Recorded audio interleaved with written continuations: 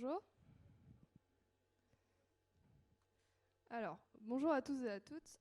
Avant de commencer l'échange avec nos deux invités, on va commencer par une petite présentation de la COP, de qu'est-ce que c'est, parce que c'est quand même assez complexe et pour que tout soit un peu plus clair. Donc déjà, je vais vous montrer une petite vidéo, si vous pouvez passer les slides, s'il vous plaît, qui explique mieux que moi.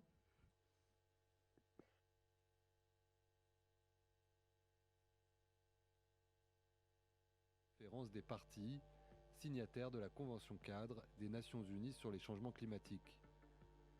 Signé en 1992 au sommet de la Terre à Rio, entré en vigueur en 1994, ce texte représente le principal traité international destiné à lutter contre le réchauffement climatique. Au total, on compte 196 parties à la COP, 195 pays et l'Union européenne. Un rassemblement mondial sur 2 semaines, une fois par an depuis 1995, organisé successivement sur chaque continent. Parmi les participants, on compte aussi des collectivités territoriales et des acteurs non étatiques issus de la société civile ou de la communauté scientifique. Lors de la conférence, les pays, riches ou pauvres, doivent se mettre d'accord pour limiter le réchauffement climatique. Comment ? C'est ce qui fait débat chaque année. En 2015, à l'issue de la COP21, les États ont justement signé le premier accord universel sur le climat, l'accord de Paris. Il devait permettre de contenir le réchauffement climatique en dessous de 2 degrés, voire à 1,5 degré par rapport à l'ère pré-industrielle d'ici 2100. Mais les émissions de gaz à effet de serre continuent d'augmenter. Selon le dernier rapport du GIEC d'août 2021, la tendance actuelle est plutôt celle d'un réchauffement climatique de 4 ou même de 5 degrés.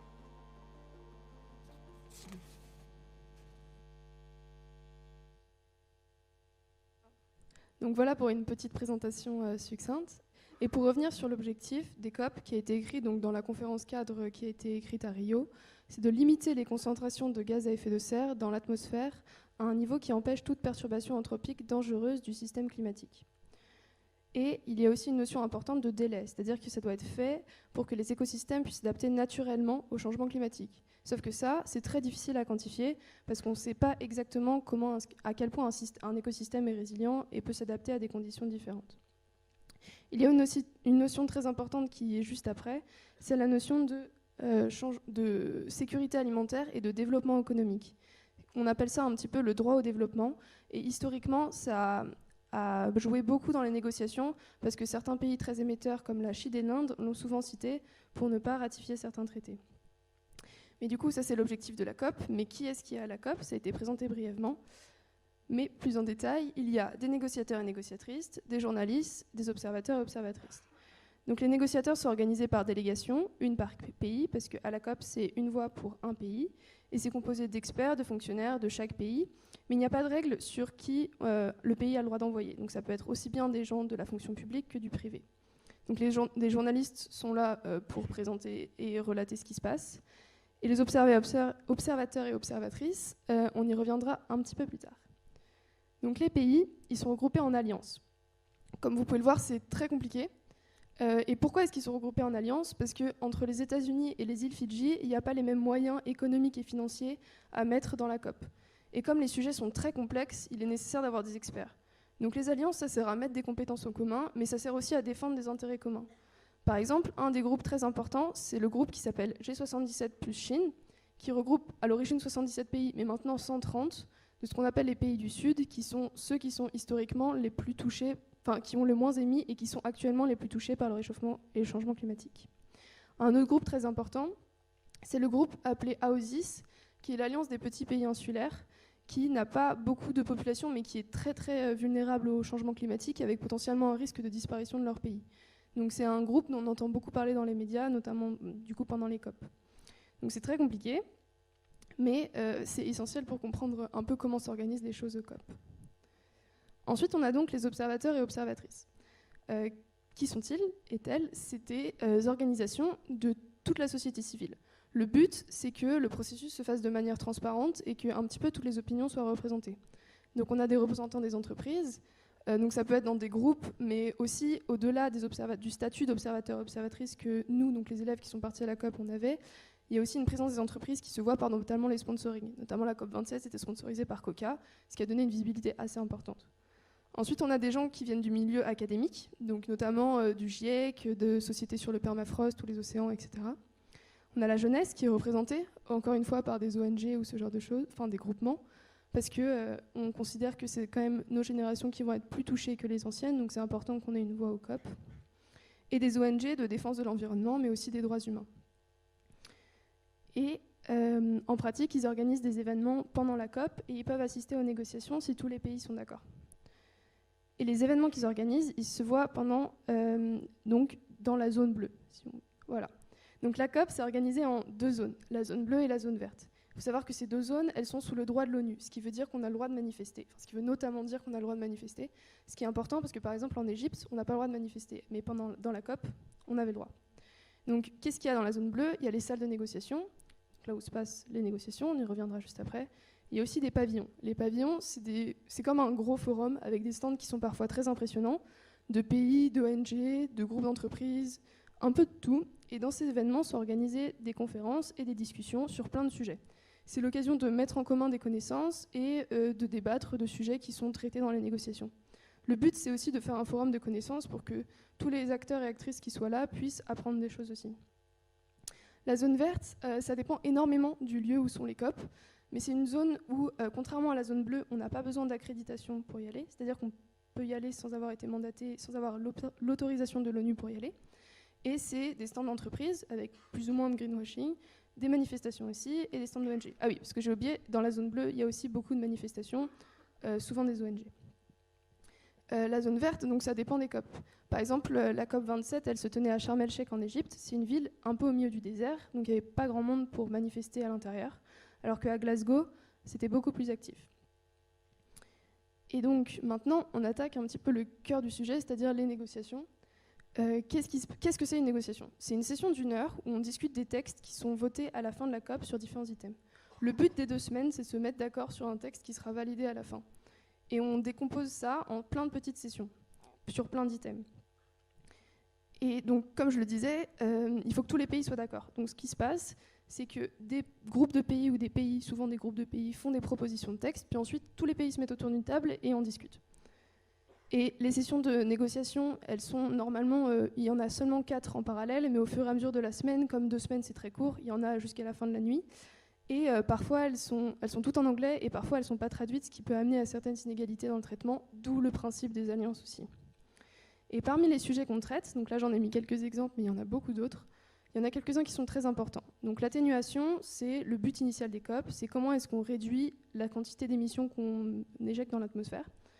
L'adaptation, c'est comment est-ce qu'on s'adapte aux conséquences déjà visibles du changement climatique. Et la finance, c'est un petit peu comment est-ce qu'on finance tout ça, de manière très simplifiée. Et un item dans lequel on reviendra plus tard, parce qu'il est assez important, c'est perte et préjudice, appelé lose and damage, parce qu'il est souvent pas traduit, et qui consiste à dire que les pays les plus touchés sont les moins émetteurs, et donc les pays émetteurs ont une dette envers les pays qui sont touchés, et comment est-ce qu'on prend en compte cette dette-là. Donc voilà. Et comment est-ce qu'on discute de tous ces sujets-là selon certains principes qui ont été écrits dans la Convention cadre de Rio. Donc, première chose, l'absence de certitude scientifique absolue ne doit pas servir de prétexte pour différer l'adoption des mesures. Donc, on a le GIEC qui est assez clair quand même, mais même avant les derniers rapports du GIEC, l'absence de certitude n'était pas forcément une excuse pour ne pas prendre en compte ce qui se passait. Ensuite, et là on revient sur le droit au développement dont on avait parlé, les accords doivent permettre un développement économique et durable de tous les pays. Notamment, la Chine et l'Inde n'avaient pas signé en 1997 le protocole de Kyoto en ce nom. On y reviendra juste après. Et le consensus dont j'ai déjà parlé, il faut que tous les pays soient d'accord. Et c'est pour ça que des fois on a l'impression que les COP, ça discute d'un mot, mais par exemple une différence entre devrait et doit, ça peut changer tout un texte. C'est pour ça aussi que c'est long. Et un dernier principe assez important, c'est le principe de responsabilité commune mais différenciée. Donc là, c'est une carte des émissions cumulées entre 1950 et 2011.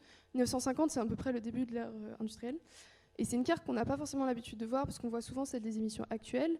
Mais historiquement, par exemple, la Chine et l'Inde sont beaucoup plus petits, parce que c'est l'Europe et l'Amérique du Nord qui a beaucoup contribué. Donc, cette notion, elle revient dans la notion donc, de perte et préjudice et de justice climatique. Comment est-ce que les pays qui y ont contribué doivent redonner aux pays qui subissent? Et avant de passer à la COP27, on va passer un petit peu aux COP précédentes. Donc ici, il y a un petit peu une liste de toutes les COP où il s'est passé quelque chose, c'est-à-dire beaucoup. Mais s'il n'y en avait que 2 à retenir, ce serait Kyoto en 1997 et Paris en 2015. Donc Kyoto, il y a eu le protocole de Kyoto qui a été signé. Mais justement, c'est ce dont je vous parlais avec le droit au développement. La Chine et l'Inde n'étaient pas compris dedans. Le protocole de Kyoto, c'est le premier qui permet de dire on limite nos émissions de gaz à effet de serre. Et c'est aussi le premier qui introduit ce qu'on appelle les marchés carbone, enfin plutôt les quotas carbone, c'est-à-dire un droit à polluer. Et donc le marché carbone, c'est quelque chose qui est assez compliqué, dont on ne va pas beaucoup parler là, mais ça vient de Kyoto. Et ensuite 2015, donc c'est l'accord de Paris dont on entend beaucoup parler, qui stipule que l'objectif est de rester bien en dessous des 2 degrés et si possible à 1,5. Et c'est bien parce que c'est la première fois que c'est écrit noir sur blanc. Et toutes les COP d'après, c'est comment est-ce qu'on met ça en place. Donc comme on peut le voir, il y a eu beaucoup de COP, tout a eu ses réussites et ses échecs, et maintenant on va parler de la COP27 en elle-même.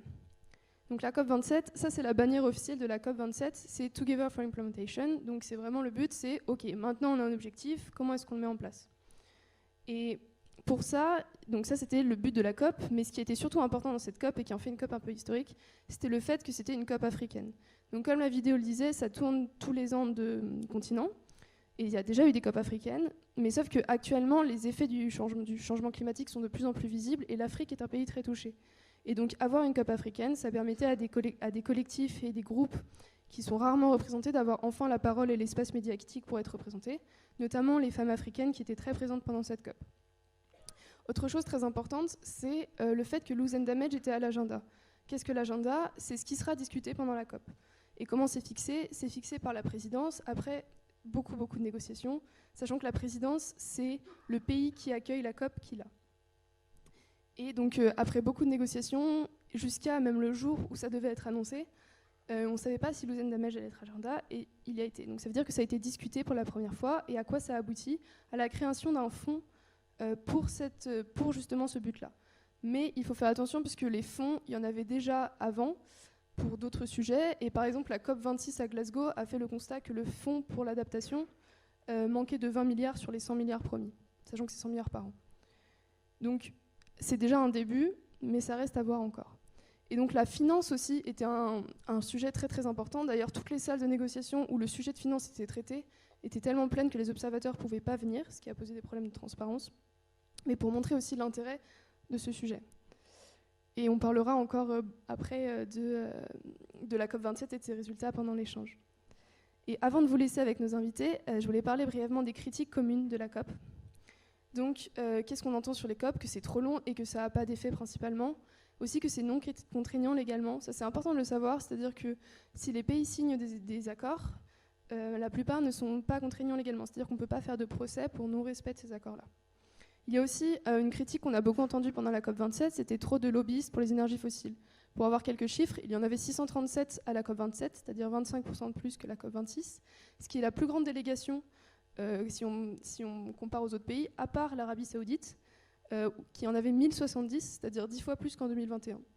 Et les 1070 personnes des Émirats Arabes Unis, c'est plus que les représentants des 10 pays les plus touchés par le changement climatique. Et pour avoir un ordre de grandeur, il y a 33 000 personnes à la COP, à peu près. Et enfin, le sujet dont on entend encore plus parler maintenant, c'est la COP28 à Dubaï. Et plus que le lieu, c'est la présidence et le président qui fait débat, puisque c'est le ministre de l'Industrie qui dirige également la compagnie pétrolière nationale, ainsi que la compagnie d'énergie renouvelable du pays. Voilà pour les critiques les plus communément entendues. Et maintenant, je vais laisser la parole à Gabriel et Clara, qui vont animer un échange avec Barbara Pampilly, ancienne ministre de la Transition et co-rapporteuse de la COP27, et Aurore Mathieu, ancienne porte-parole du réseau Action Climat. Merci. Eh bien, bonjour à tous. Merci Émilie pour cette présentation de la COP. Bonjour et bienvenue Madame Pampilly et Madame Mathieu. Merci d'avoir répondu présent à notre invitation. Alors, aujourd'hui, nous allons, pendant une 50aine de minutes, vous poser des questions, Clara et moi. dans le but de susciter un échange, que vous discutiez, donc n'hésitez surtout pas à interagir entre vous. Cette conférence sera répartie en 2 temps, donc d'abord, comme je l'ai dit, une 50aine de minutes de questions, puis ensuite, vous aurez des questions du public pendant une 20aine de minutes. Enfin, j'ai oublié le 3e plan, le buffet à la fin, auquel vous êtes tous conviés. Et je vais donc laisser Clara poser la première question.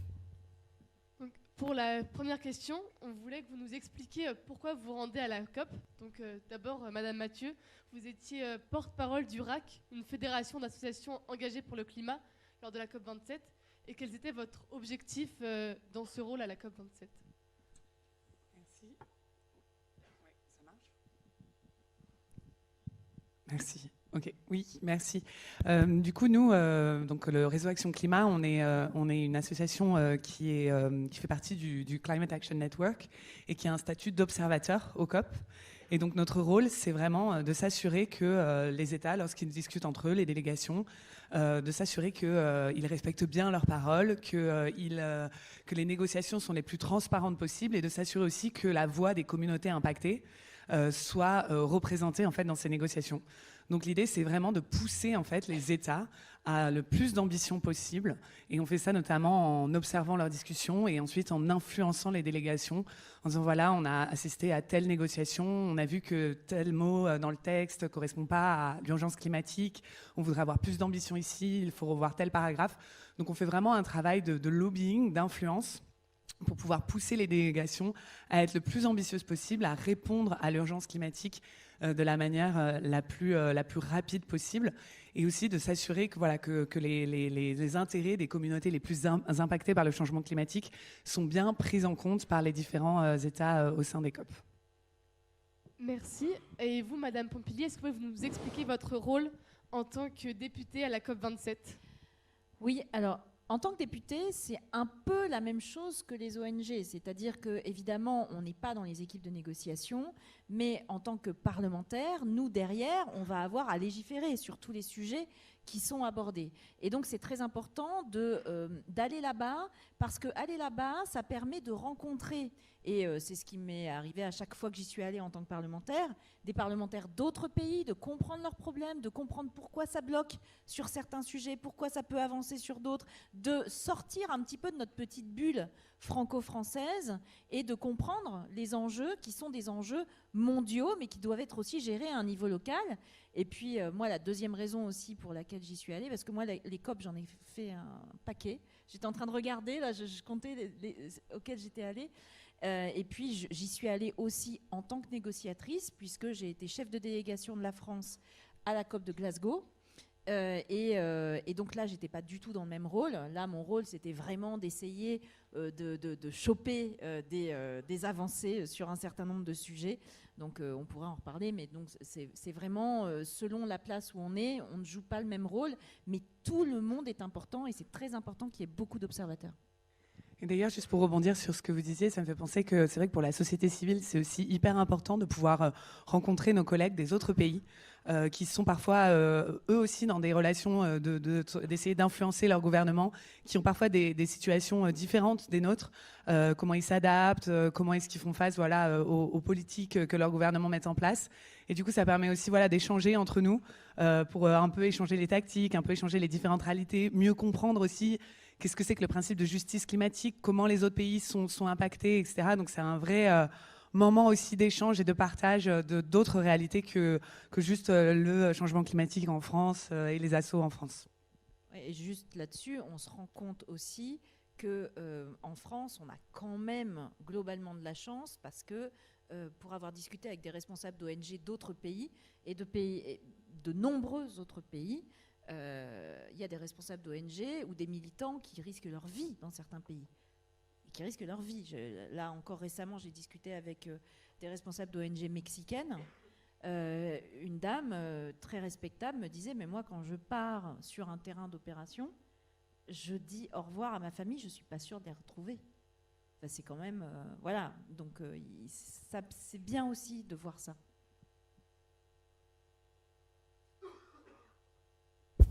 Pardon. Alors, pour rebondir sur la dernière slide d'Émilie, qui parlait des critiques qui sont souvent faites à la COP, c'est vrai que souvent on peut entendre qu'une COP ça sert pas forcément à grand chose ou que c'est pas assez ambitieux.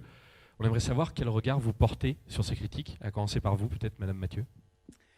Alors c'est marrant parce que c'est vraiment, quand on prépare la COP, on fait beaucoup d'interviews médias, etc. On essaie vraiment de sensibiliser. Et la question qui revient tout le temps de tous les médias, c'est vraiment ça, mais finalement ça sert à rien, mais pourquoi vous y allez? Et il y a aussi une bonne partie des militants climat qui sont complètement désabusés parce que finalement on a en effet cette impression que année après année, il se passe pas grand-chose, que les décisions sont hyper déconnectées de la réalité du changement climatique tel qu'on la vit à notre échelle. Mais je pense que c'est un des seuls, malheureusement c'est le seul espace qu'il existe. On sait que le changement climatique c'est un problème qui touche tous les pays et on sait que si on décide tout seul de le résoudre mais que notre voisin continue d'émettre, finalement ça va pas régler les impacts qu'il y aura à long terme. Donc si la COP en soi est loin d'être parfaite et qu'en effet c'est une espèce d'énorme machine qui peut vraiment drainer beaucoup d'énergie avec très peu de résultats à la fin, c'est malheureusement le seul espace qu'il existe où tous les pays se retrouvent et peuvent discuter du climat. Et c'est aussi un espace où, bien sûr, qui reflète les tensions géopolitiques qu'il y a par ailleurs, mais ce principe dont vous parliez de un pays, une voix, c'est aussi un des seuls espaces où les pays les plus impactés par le changement climatique, qui sont les pays du Sud, qui sont historiquement peu responsables, peuvent faire valoir leurs droits, peuvent faire valoir demander des réparations, peuvent expliquer aussi ce qu'ils subissent et peuvent exiger de la mise en place de mesures fortes et où les pays du Nord, dont on fait partie, mais aussi les États-Unis, etc., doivent aussi se mettre face à leurs responsabilités et face au fait que, en tant qu'émetteurs historiques, on a aussi créé des situations pour d'autres pays. Donc en soi, même si en effet les décisions ne sont jamais à la hauteur de ce qu'on espère, ça a beaucoup de valeur d'avoir ces échanges-là et d'avoir cette réalité-là. Et ensuite, je pense qu'il faut aussi recalibrer un peu ce qu'on attend des COP, parce que les COP, c'est pas la mise en œuvre de l'action comme on peut le voir au niveau national, ou même régional, ou même au niveau des villes.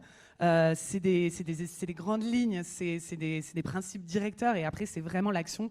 Elle se déroule vraiment au niveau local, régional, national. Et donc, il ne faut pas en attendre, en effet, de demain, ça va régler le changement climatique.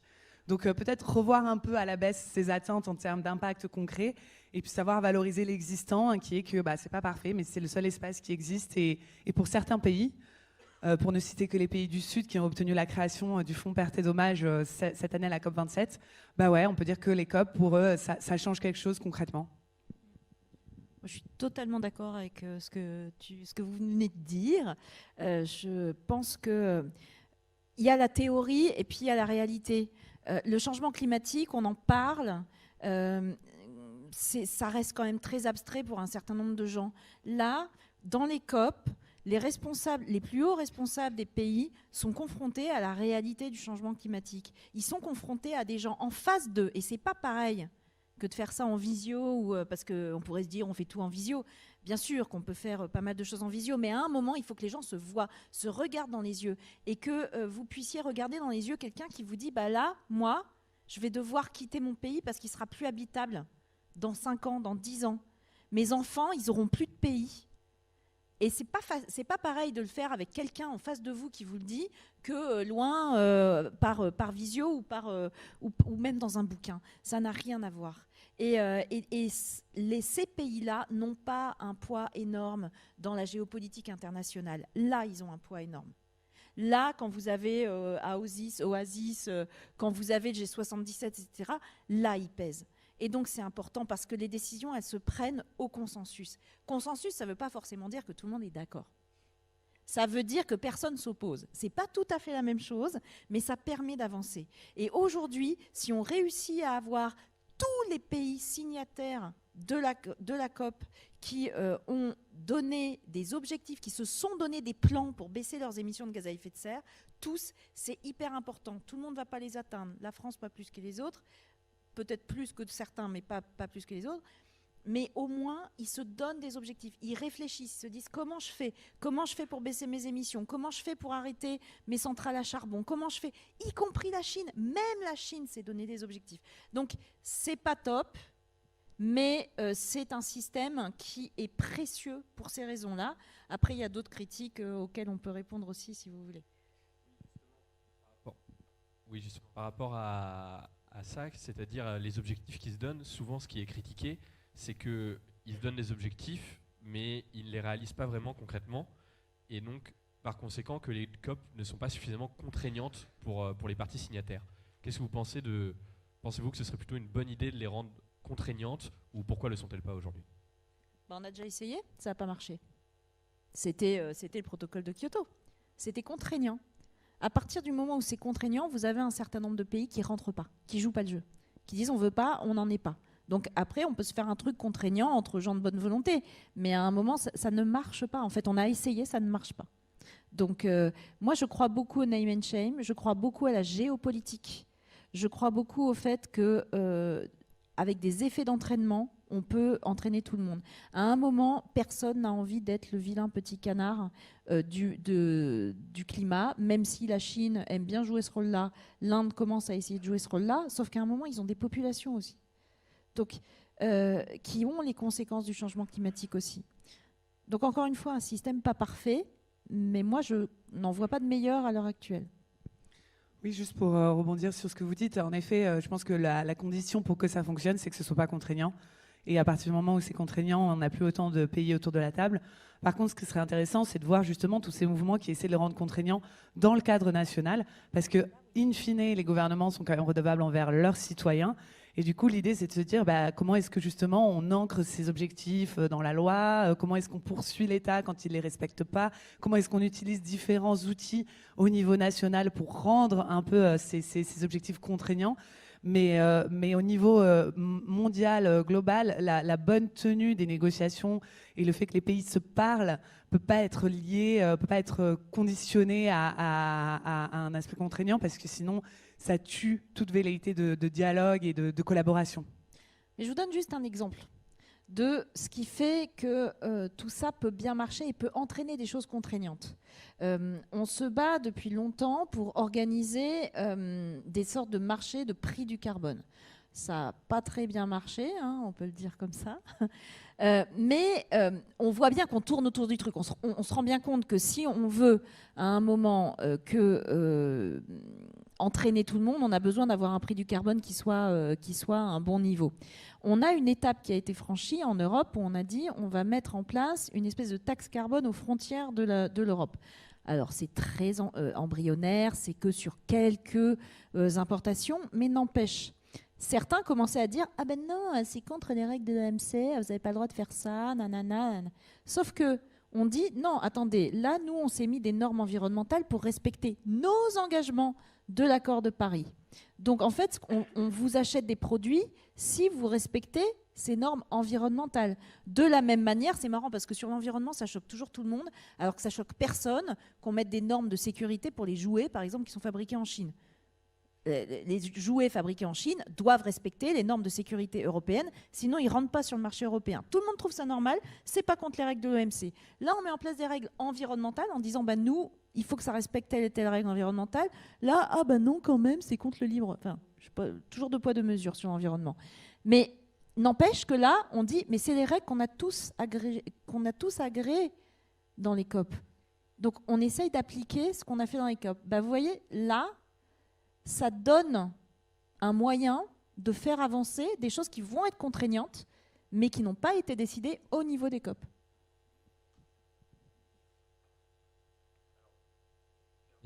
Permettez-moi une question. Oula, parfait. Excusez-moi, le micro est un peu bugué. Permettez-moi une question un peu plus piquante, si vous me permettez. Par rapport au fait que, Madame Pompili, vous avez été secrétaire d'État, justement, en 2017, je crois, pendant que, au moment justement où l'État a été condamné en justice pour inaction climatique. Alors vous parlez de rendre ce qui a été décidé à une échelle internationale contraignant à une échelle nationale. Pensez-vous qu'aujourd'hui c'est vraiment un succès? Est-ce que la France arrive à tenir ses engagements à l'échelle nationale? Alors, je peux vous répondre en réponse langue de bois politicienne. Moi, en 2017, j'étais chargée de la biodiversité. Et donc, je n'avais absolument pas la main sur les négociations climatiques et je n'avais absolument pas la main sur les politiques climatiques. Ce qui est vrai, hein, d'ailleurs. Enfin, c'est vrai. Moi, j'ai créé l'Agence française de la biodiversité, qui est devenue l'Office français de la biodiversité. À l'époque, j'étais pas en charge de l'énergie, j'étais pas en charge des déchets, j'étais pas en charge du logement, j'étais pas en charge des transports, etc. Donc ça, c'est la réponse que va vous faire un politique normal. La vraie réponse, ce qui est intéressant, c'est le fond. Comment ça se fait qu'on a du mal à atteindre nos objectifs ? C'est simple, parce que c'est dur d'atteindre nos objectifs, parce que ça demande de changer profondément un certain nombre de nos politiques, et parce qu'en démocratie, ça ne s'impose pas. Si vous voulez essayer d'imposer quelque chose en démocratie, vous avez les gilets jaunes. Donc à un moment, il faut réussir, et ça c'est aussi une responsabilité des politiques, il faut réussir à expliquer ce qu'on va faire, il faut réussir à donner la vision, à la faire partager, à faire participer les gens pour qu'ils n'aient pas l'impression de se le faire imposer, mais qu'ils aient l'impression de faire partie du mouvement. C'est hyper difficile à faire. Et ensuite, il faut mettre en place des politiques cohérentes. Pour pouvoir mettre en place des politiques cohérentes, il faut avoir une vision cohérente de ce qu'on veut faire. Je pense qu'il y a beaucoup d'hommes et de femmes politiques qui se sont retrouvés confrontés à ce problème alors qu'ils avaient zéro culture sur le sujet, qui n'avaient jamais travaillé sur le sujet, parce que les partis politiques traditionnels ne se sont pas occupés de ces questions-là jusque très récemment, et que les seuls qui avaient vraiment travaillé le sujet en parti politique, c'était les Verts, qui était un parti qui avait travaillé sur ce sujet, mais qui, eux, n'avaient pas assez travaillé la gouvernance. Et donc, qui n'avaient pas, et qui ont toujours un problème avec la gouvernance. Donc, vous vous retrouvez face à ça. Quand on demande à des gens de se transporter différemment, de se chauffer différemment, de se loger différemment, de manger différemment, de cultiver la terre différemment, de tout faire différemment, vous avez forcément des levées de boucliers de tout le monde. Et donc, il faut avoir du courage politique, il faut avoir une vision politique, et il faut se donner les moyens politiques de le faire. Et il faut aussi, dernier point, changer toute la structure institutionnelle qui n'est pas faite pour ça. Et en premier lieu, Bercy. Parce que Bercy est fait, et on en parlait indirectement avec ma voisine tout à l'heure, Bercy est fait pour avoir une vision de court terme sur les investissements. Or, la politique climatique, c'est des investissements à long terme. La vie politique, la politique climatique est une politique à long terme. Et je boucle ma boucle sur la démocratie. Quand vous avez une démocratie, vous avez des élections tous les 4-5 ans. C'est très difficile parce qu'il faut réussir à avoir mis en place cette vision qui fait qu'on vous redonne la confiance en votant pour vous, alors qu'on vous avez forcément emmerdé un petit peu le monde. Difficile. C'est facile, je veux dire, c'est facile de brocarder, hein, mais venez le faire. Moi, je m'y suis collée, je suis contente de l'avoir fait, mais je peux vous dire que c'est tous les jours, il faut se lever et prendre son courage à deux mains. Hein. Merci. Maintenant, une nouvelle question sur la COP. Beaucoup de jeunes, de peuples autochtones et d'ONG sont présents à la COP. Et sur place, on assiste à beaucoup de manifestations de la société civile. Mais ces manifestations semblent n'avoir aucun impact sur les décisions prises pendant la COP. On semble assister à deux mondes qui ne communiquent pas entre les négociateurs et la société civile. Et vous, Madame Mathieu, qui représentez la société civile, que pensez-vous de ce constat ? Je pense que c'est pas forcément vrai dans le sens où si je prends l'exemple par exemple des pertes et dommages, pertes et préjudices, qui donc est une thématique qui en fait est dans les négociations depuis à peu près 30 ans, qui avait été portée par les petites îles du Pacifique, qui disaient bon bah c'est bien, il y a de l'argent qui va pour réduire les émissions, il y a de l'argent qui va pour s'adapter. Mais où est l'argent pour, une fois que la catastrophe est arrivée, une fois que notre île a été détruite par un tsunami, est-ce que c'est à nous de repayer ? Et on voit les chiffres, généralement, c'est une énorme partie de leur PIB qui, du coup, passe dans la reconstruction. Et ça vient un peu, justement, en contradiction avec le principe de justice climatique. Pourquoi est-ce que ce serait à eux de payer alors qu'ils souffrent les conséquences d'une crise qu'ils n'ont pas causée ?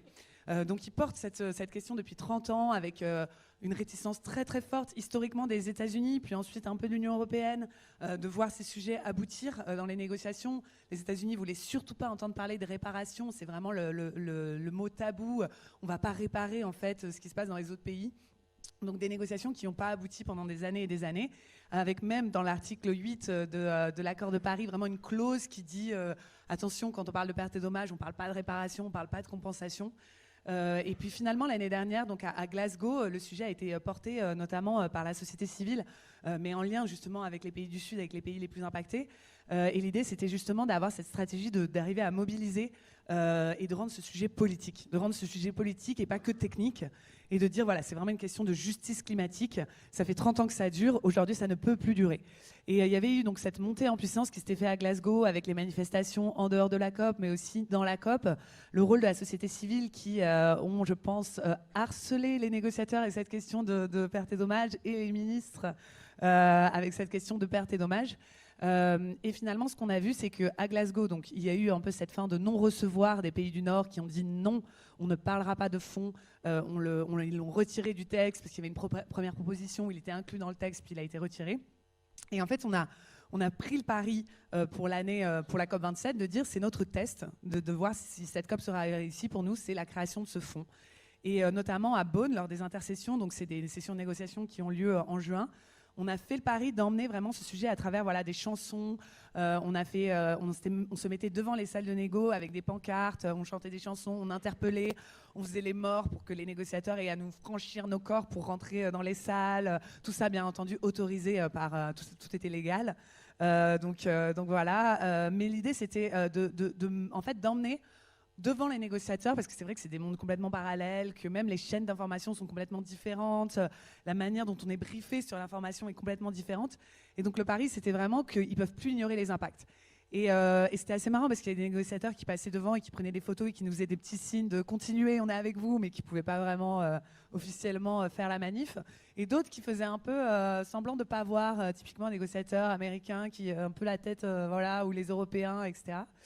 Et finalement, ce qu'on voit, c'est qu'on a refait un peu la même chose pour la COP 27 en Égypte, avec beaucoup d'actions. Et mine de rien, dans ce microcosme, dans cette bulle qu'est la COP, ça fait un peu parler. Il y a des médias qui relaient. C'est aussi pour nous très précieux, parce que du coup, ça relaie vraiment tous nos messages et la nécessité de faire pression.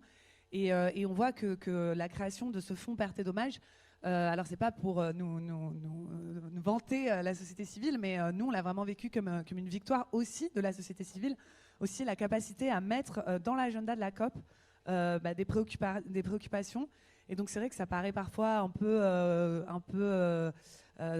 sans pecno qui manifeste en criant perte et dommages, alors que le commun des mortels ne sait pas ce que c'est. Ça paraît toujours un peu, on se dit mais ça sert à quoi ? Et au final, pour moi, cette question des pertes et dommages, c'est vraiment le test que en fait, ça peut marcher. Alors, c'est pas que ça. Hein. Il y avait plein de stratégies qui ont été aussi mises en place, des relations bilatérales avec les ministres, avec les délégations, les médias qui aussi ont beaucoup fait monter le sujet.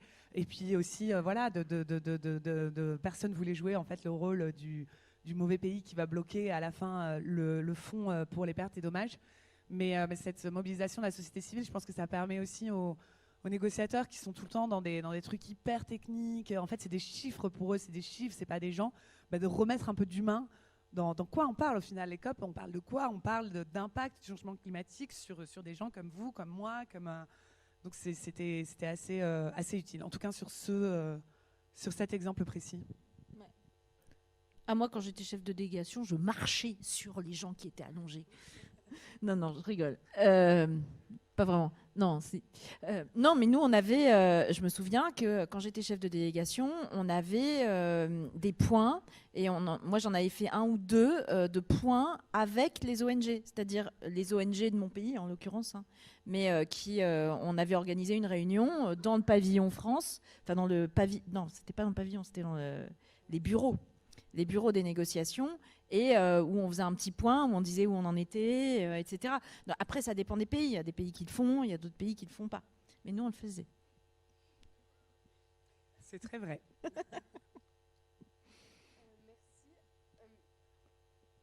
Merci. Maintenant, une question pour vous, Madame Pompili. En parlant de la COP27, vous avez coécrit un rapport avec Monsieur Carlos Bilongo. Est-ce que vous pouvez nous parler plus en détail de ce rapport, pourquoi vous l'avez écrit et quels sont ses objectifs ? Oui, alors on est allé avec Carlos Martens Bilongo, donc, qui est un député de l'opposition, France Insoumise. Moi, j'étais une députée de la majorité. On est allé à 2 dans le cadre d'une mission de la Commission des Affaires étrangères pour faire notre travail d'observateur de la COP Et puis, je l'avais initié, ce voyage, parce que ce qui m'embêtait un petit peu, c'est qu'à chaque fois, les COP, elles étaient gérées, et j'étais bien placée pour le savoir, par la Commission du développement durable de l'Assemblée nationale, et dont j'avais été présidente. Et donc, moi, j'organisais à chaque fois les déplacements là-bas, et rien ne se faisait du côté de la Commission des affaires étrangères. Alors, pour vous, ça peut vous paraître un peu loin et exotique, mais en fait, on a un sujet dans notre pays, c'est que les affaires étrangères, ça s'occupe des trucs nobles, genre l'intelligence économique, les ventes de rafales. Je caricature, mais à peine. Et toutes les questions de climat, développement durable, etc., oui, bon, on laisse ça au ministère, machin, parce que c'était pas considéré comme un hautement géostratégique. Et moi, je suis allée voir le président de la commission des affaires étrangères en lui disant, mais venez au COP, vous allez voir, hein, dans la zone bleue, dans la zone verte. Avant, c'était le directeur développement durable de la boîte qui était là. Maintenant, c'est les CEO, quoi. C'est les PDG qui viennent. Parce qu'ils ont bien compris qu'il y a des énormes enjeux. Alors là, d'un seul coup, on m'a dit, ah ouais, bon, alors, ok. Mais parce que moi, je pense que la géopolitique climatique est en train de devenir centrale dans tout. Donc, on y est allé avec Carlos, et le président de la commission des affaires étrangères a dit, bon, bah, très bien, dans ces cas-là, ce serait intéressant que vous nous fassiez un rapport pour nous faire un peu le bilan de la COP27, et puis aussi, parce que c'est ça aussi qui est intéressant, de nous projeter, nous, parlementaires, dans la préparation de la COP28, et donc de voir quels sont les enjeux maintenant de la préparation de la future COP, eu égard à ce qui s'est passé lors de la COP27. Et donc, on a fait une mission qu'on appelle Flash, on a fait beaucoup d'auditions pendant 2 mois et demi, on est allé aux Émirats Arabes Unis rencontrer les organisateurs de la future COP28, parce qu'on avait quand même pas mal de questions à leur poser, parce que ça ne m'a pas échappé, et vous avez bien raison, que ça interroge quand même d'organiser une COP climatique dans un pays qui est un pays producteur de pétrole, qui est un pays qui est un gros émetteur en termes de gaz à effet de serre, dont le président de la COP va être, est le PDG de la grosse boîte du Total local, si vous voulez. Donc, ça fait lourd quand même, hein. Et donc, on avait un certain nombre de questions à leur poser. Et ça a été très instructif. Moi, je suis bien contente d'avoir fait ce rapport avec Carlos. Puis, ce qui était intéressant, c'est qu'en plus, avec Carlos Martens Bilongo, lui, il n'avait jamais fait une COP de sa vie. Il ne connaissait pas le sujet. Et donc, c'était intéressant d'avoir ces 2 regards croisés entre moi, qui suis un peu une vieille routarde du truc, et puis lui qui était complètement qui découvrait, quoi. Donc le rapport a été présenté à la commission mercredi dernier. Il est en cours de publication, mais c'est un rapport qui pointe un certain nombre d'enjeux importants. D'abord, qui fait le bilan qu'on a un peu tiré là, hein, en fait, on n'a pas trop tiré de bilan sur la COP27, mais qui fait le bilan que cette COP était une COP qui aurait pu être un fiasco total, qui n'a pas été un fiasco grâce à ce fonds pertes et dommages qui a été mis en place, qui a été lancé. Parallèlement, cette COP a été un échec sur les questions d'atténuation, donc de limitation, de diminution des gaz à effet de serre. On n'a pas eu beaucoup de nouveaux engagements, quasiment rien. On a eu plutôt des reculs, d'ailleurs, dans la fameuse déclaration finale, notamment sur la sortie des fossiles. Sur l'adaptation, ça a peu avancé. Et puis sur l'aspect COP africaine, finalement, pas grand-chose. Donc, c'était une COP qui a été une COP un peu décevante de ce point de vue-là, mais où on a eu encore et toujours cette question fondamentale qui est la question du financement de ces 3 sujets, en fait, hein, l'atténuation, l'adaptation et des pertes et dommages. On voit bien que c'est quand même le nerf de la guerre. C'est un sujet hyper important, donc on en reparlera peut-être après, je ne veux pas trop développer, mais évidemment, un des gros enjeux de la prochaine COP, qui est une COP importante à 2 égards.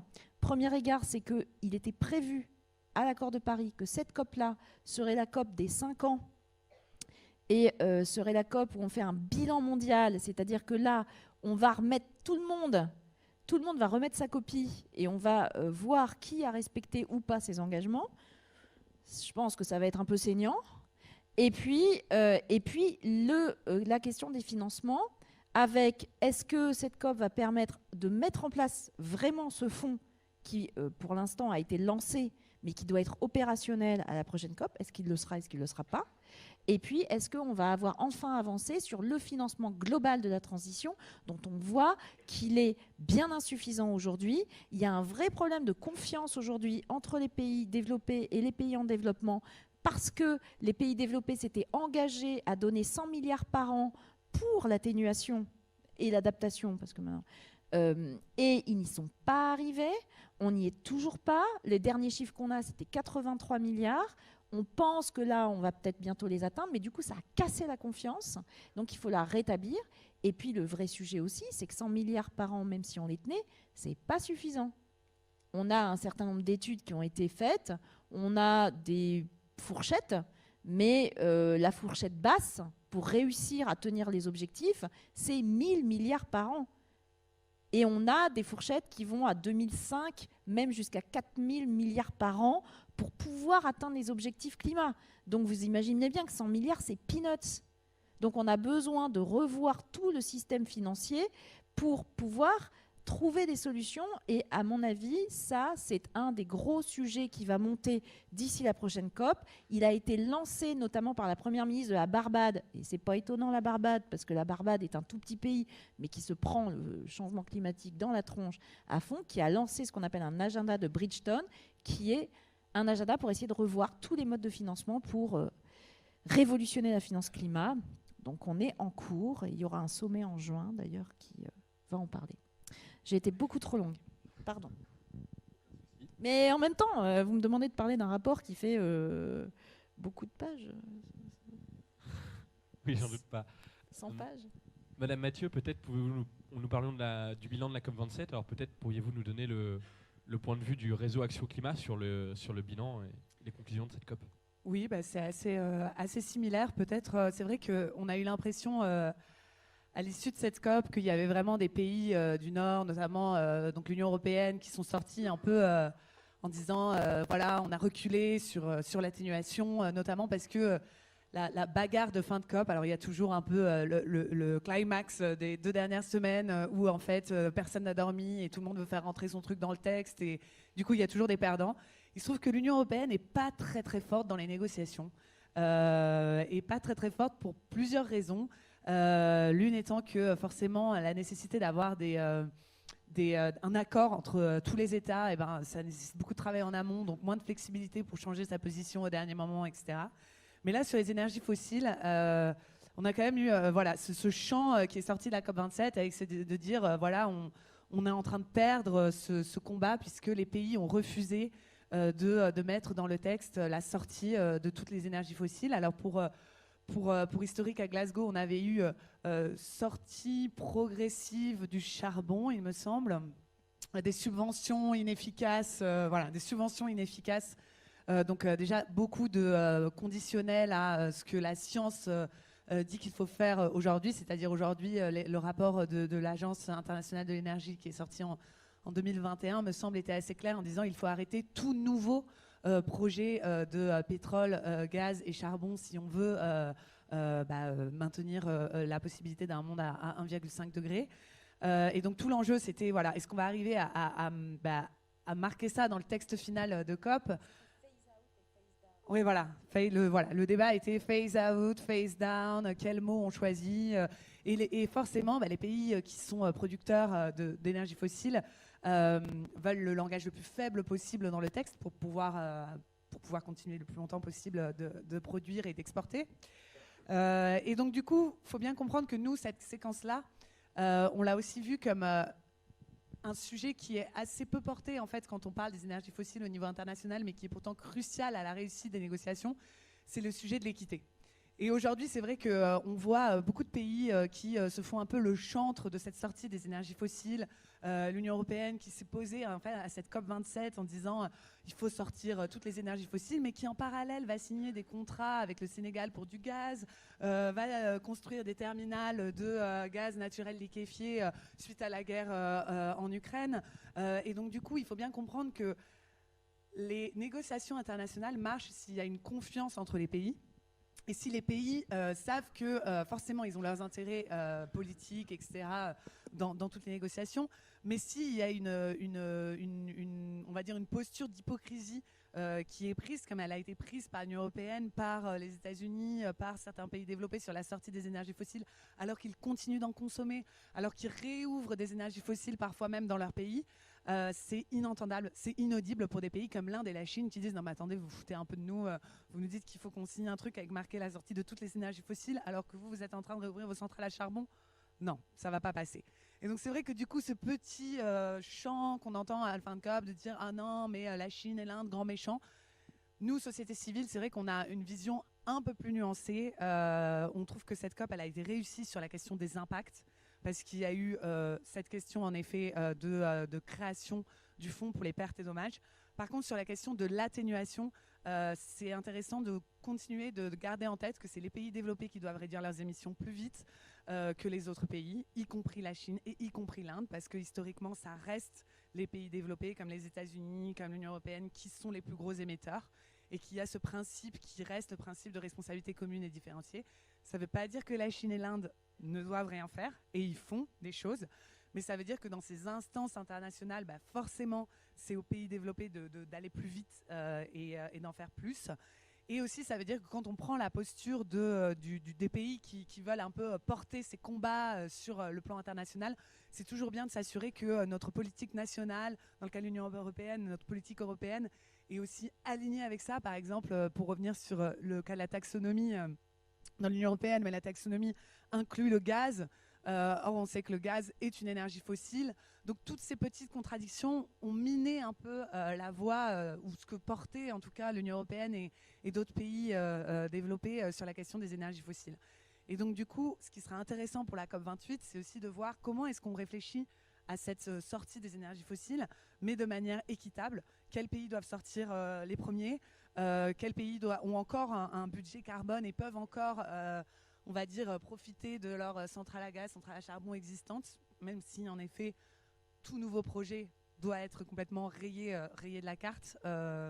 Et comment est-ce que, justement, on arrive à traiter cette question-là de manière équitable, parce que c'est seulement en la traitant de manière équitable, à notre sens, société civile, qu'on parviendra à un accord efficace. On se rend compte. Vous avez... je prends deux pays, République démocratique du Congo, Sénégal. République démocratique du Congo, elle est assise sur un champ de pétrole. Le Sénégal, c'est sur un champ de gaz. Vous allez dire à ces pays-là, j'en discutais, alors la ministre de République démocratique du Congo, elle a un caractère cochon, chiante, mais elle dit les choses. Elle dit, écoutez, moi c'est pas compliqué, j'ai 80% de ma population qui n'a pas accès à l'électricité. J'ai du pétrole à plus savoir qu'en faire.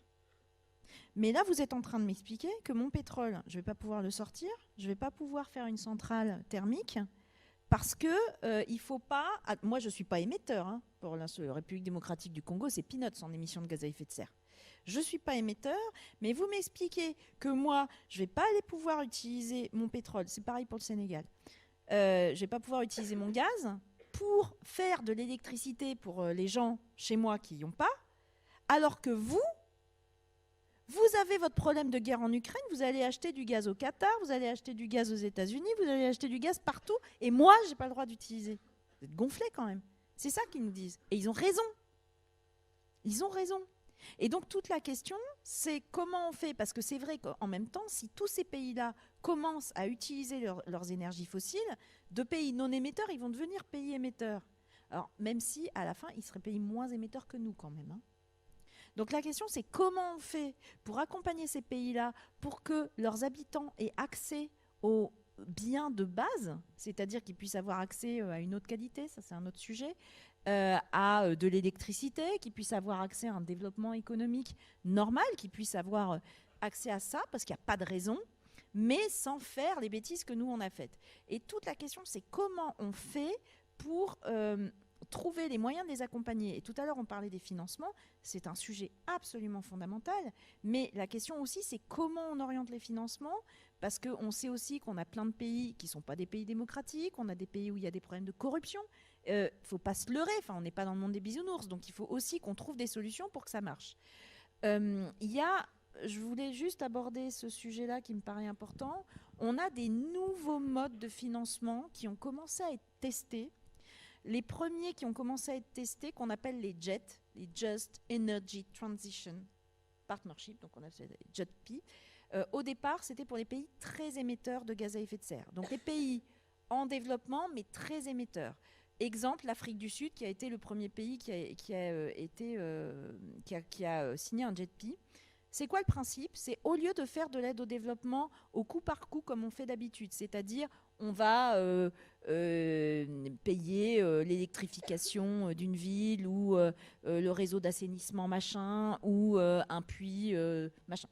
Là, on fait un contrat avec le pays en lui disant, ben voilà, vous avez justement pris des engagements à l'accord de Paris, des NDC, donc les contributions nationales déterminées, c'est les objectifs pour baisser les émissions de gaz à effet de serre.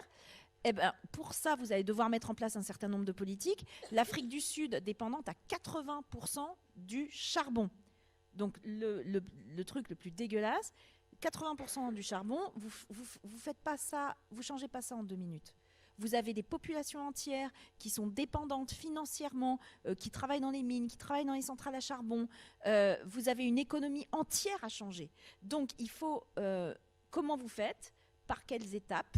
On va vous accompagner dans les étapes, développer des formations, des nouvelles filières, des filières de renouvelables, des filières de... Alors, là-bas, ils vont faire des voitures électriques, enfin, font des trucs.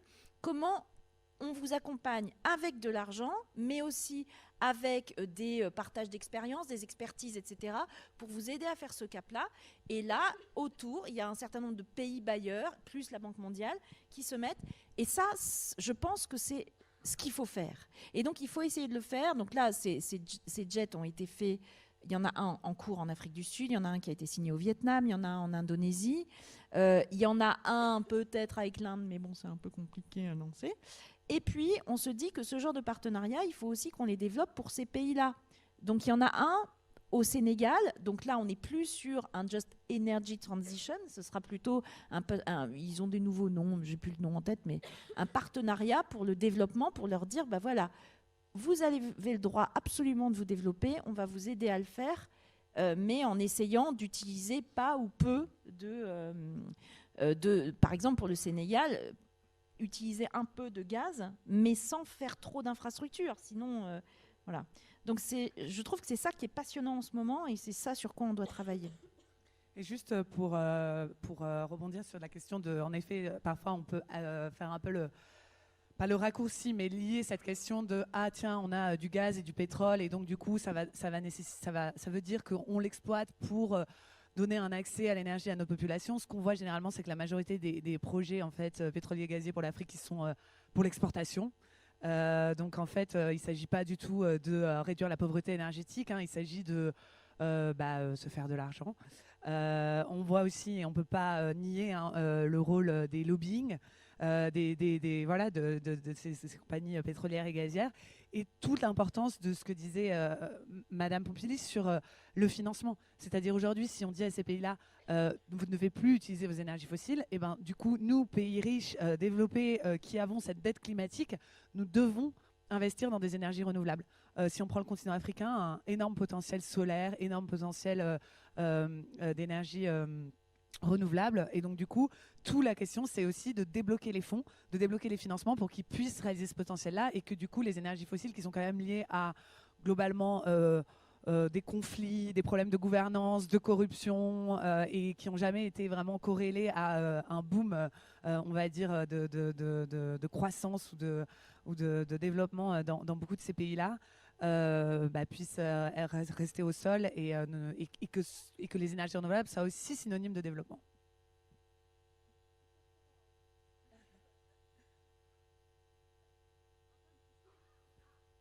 Sur la COP28, vous parliez de la présidence de la COP28 tout à l'heure. Justement, lorsqu'un pays préside une COP, c'est-à-dire le pays hôte de la COP, il décide des sujets qui seront mis à l'agenda, il soumet le texte final qui sera voté à l'issue des 2 semaines de négociations. Considérez-vous que la présidence de la COP a trop de pouvoir, notamment au regard de la COP28 à Dubaï, dans lequel la COP sera présidée par un grand patron pétrolier? Alors ça a fait l'objet d'énormément de débats. Et moi, pour être franche, je suis assez partagée sur le sujet. Alors, il y a deux choses. Il ne faut pas mélanger présidence de COP et les histoires de sponsoring. On a un sujet sur le sponsoring des COP. Moi, j'étais choquée d'avoir du sponsoring de Coca-Cola avec tout ce qu'ils font pas pour le climat. Et donc, à mon avis, il devrait y avoir une réflexion au sein de la CNUC, enfin de l'Agence des Nations Unies qui gère les COP, pour essayer d'encadrer un peu. À mon avis, il y a un sujet là-dessus. Ensuite, sur la présidence des COP, comme votre intervenante l'a dit tout à l'heure, ça tourne sur les continents. Donc il y a des pays qui sont volontaires et là, sur le continent asiatique. Ouais, asiatique parce qu'on est sur l'Asie. La Corée du Sud était sur les rangs et a fini par abandonner, donc il ne restait plus que les Émirats arabes unis. Donc, bon, il faut prendre acte. À un moment, ça choque parce qu'on se dit, bon sang, c'est un pays pétrolier. Est-ce que vraiment, on va avoir quelque chose qui peut vraiment avancer? Certains disent, c'est scandaleux, il n'y a rien qui se passera. Moi, qui les ai rencontrés, bon, je pense qu'ils ont bien compris que tout le monde était en train de les regarder. Et en plus, je pense que les Émirats arabes unis veulent jouer un nouveau rôle un peu stratégique dans la région. Et donc, ils ont intérêt à ne pas louper leur COP s'ils veulent se poser comme un interlocuteur et comme un acteur stratégique de la région. Donc je pense qu'ils ont un intérêt géopolitique à réussir la COP. Mais il y a un autre sujet. C'est qu'on ne peut pas faire les COP qu'avec des gens qui font tout bien tout le temps. C'est-à-dire qu'on ne peut pas faire les COP que dans les pays du nord de l'Europe. À un moment, c'est ce qu'on disait tout à l'heure, c'est le monde entier qui doit baisser ses émissions de gaz à effet de serre.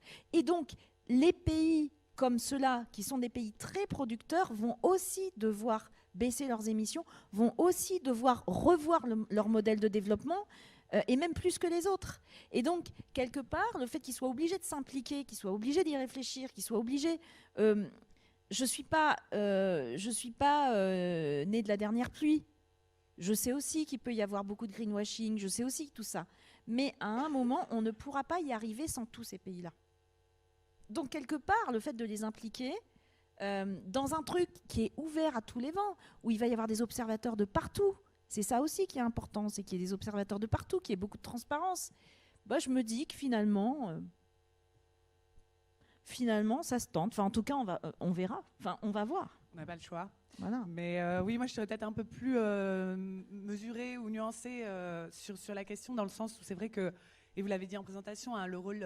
on ne peut pas ignorer le fait que quand on a tellement de lobbyistes dans la pièce, ça forcément influe sur la qualité des décisions qui sont prises, ça influe sur la capacité des négociateurs à prendre des décisions qui soient en fait les plus justes pour leur population et alignées avec la science. Et en effet, il y a un peu ce sentiment de se dire, en fait, si on fait une COP dans un pays qui non seulement est très émetteur avec sa production d'énergie fossile, mais qui en plus va promouvoir ce que nous on appelle les fausses solutions, c'est-à-dire toutes ces solutions technologiques pas prouvées, pas fiables. Ça, en fait, ça a quand même le risque de retarder l'action climatique qui est nécessaire et qui est urgente.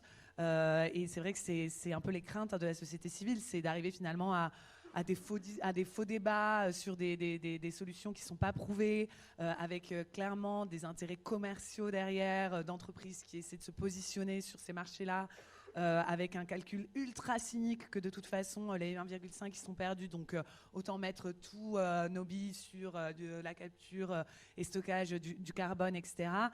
Au final, on perd un peu l'esprit des COP, on perd un peu les intérêts des citoyens.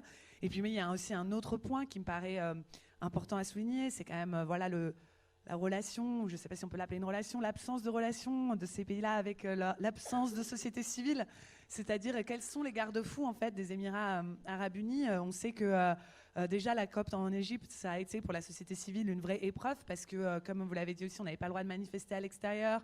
La société civile égyptienne, c'est une société civile qui est très contrôlée, avec certaines organisations qui étaient autorisées à l'intérieur, mais d'autres qui ne l'étaient pas. Donc aussi avec un dialogue et un accès au gouvernement qui est très très censuré en fait. Du coup, pour exiger quand même de ces pays-là et des gouvernements des actes ambitieux, il faut pouvoir avoir ces conversations franches, il faut pouvoir avoir accès, il faut pouvoir être dans la salle, il faut pouvoir avoir ces discussions-là. Et c'est vrai que la question de la participation de la société civile, de l'inclusivité de la société civile, enfin de l'inclusion plutôt, sur la COP, à la COP 28, c'est aussi garant de son succès. Et donc du coup, ça interroge en fait. Ça interroge sur quel genre de résultats on va avoir si on fait ça dans des pays autoritaires, si on fait ça dans des pays qui promeuvent les intérêts de leurs compagnies privées plutôt que les intérêts du plus grand nombre. Ça compromet le résultat. Ouais, je suis d'accord sur tout ça.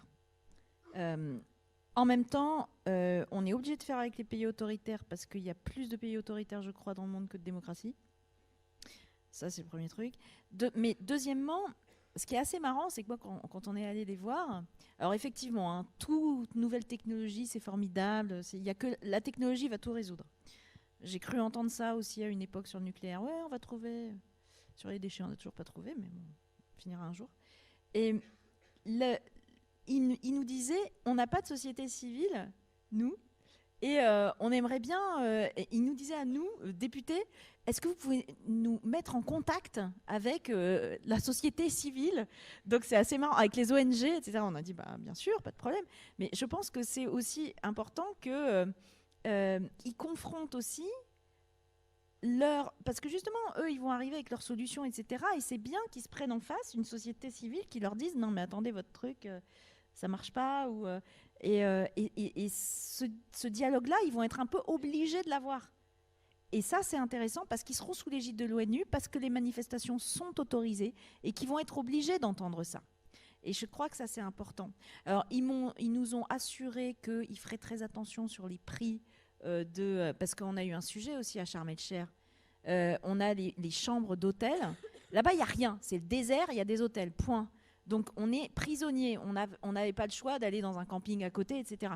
Là, les chambres, le prix des chambres avait été multiplié par 5-6 du début de l'année à la fin de l'année. Et même ceux qui avaient réservé plus tôt leur chambre avaient dû changer leur prix, ce qui fait qu'on était à des tarifs hallucinants.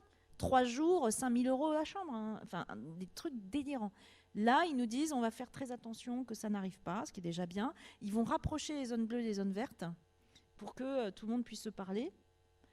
Let's see. Encore une fois, on verra. Nous, on est libre, on va pouvoir commenter tout ce qu'on veut. Merci. Et dernière question avant de passer aux questions du public. Si vous deviez dire un mot à quelqu'un qui veut se mobiliser pour le climat, quel conseil lui donneriez-vous ? Alors, moi, souvent, ce que je dis, parce que c'est vrai qu'on est un peu dans la société des petits gestes qui sont très dépolitisants. Je fais mon compost, etc. Non, si on veut se mobiliser pour le climat, je pense qu'il faut penser en termes systémiques, parce que c'est un vrai changement de société. Et du coup, si on veut se mobiliser pour le climat, ça se passe notamment au niveau du vote. C'est un sujet... Oui, mais alors pas comme vous pensez.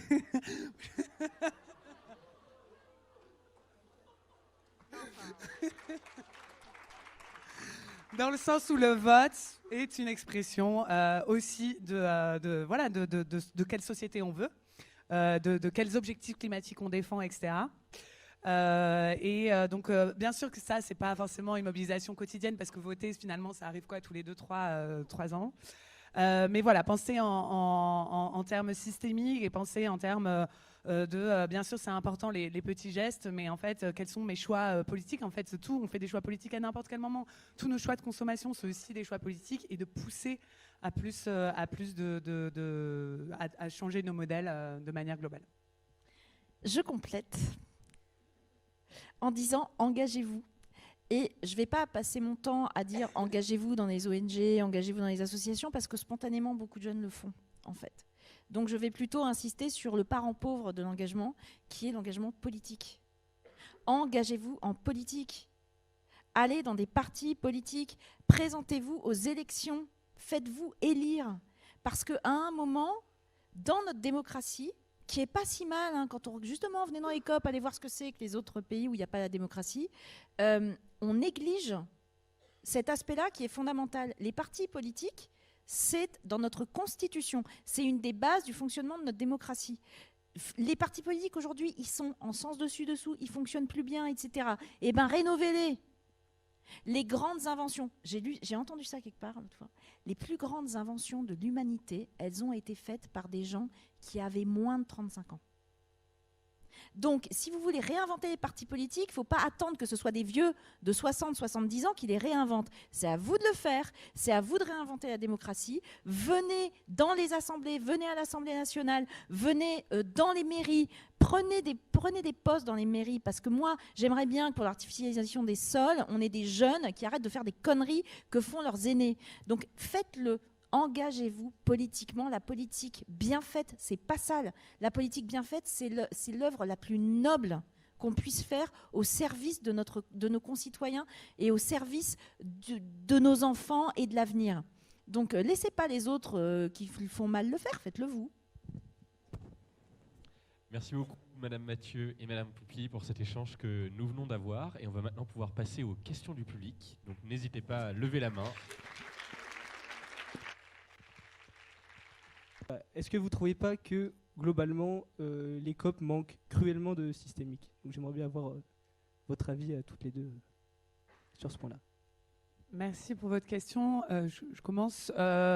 Alors, en effet, c'est vrai que historiquement, les COP, ça a vraiment un focus, et d'ailleurs un focus aussi qui était un focus de pays émetteurs, c'est-à-dire réduire les émissions. Réduire les émissions, et notamment en passant par voilà, les pôles émetteurs. Il y a eu des tentatives d'efforts pour justement intégrer la biodiversité, mais c'est vrai que c'est resté assez maigre et qu'on voit que les COP biodiversité restent parallèles aux COP climat, même si Glasgow avait quand même pas mal mis pour la première fois dans le texte les enjeux de biodiversité. Je pense qu'il faut bien comprendre, et vous en avez un peu parlé d'ailleurs dans une de vos réponses, c'est qu'en fait les États, ils sont structurés de manière un peu, ils fonctionnent un peu en silo. C'est-à-dire que aujourd'hui, et c'est pas que pour le coup le cas de la France, mais il y a un déficit de penser ces sujets comme étant des sujets, par exemple le climat, la diplomatie climatique.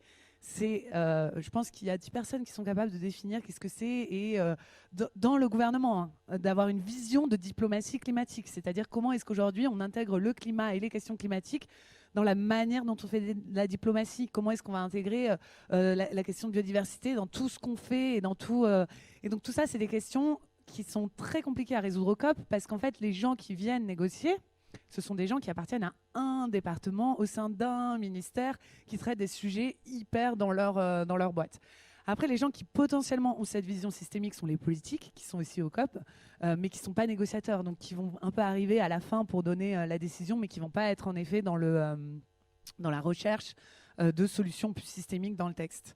Sur l'agriculture, je pense que c'est hyper intéressant, parce qu'en effet, il y a un programme pour l'agriculture à la COP qui a été historiquement marginalisé, qui est assez petit, qui s'appelle le programme, l'action de Coronivia, et qui a échoué à mettre notamment l'idée d'agroécologie dans le texte.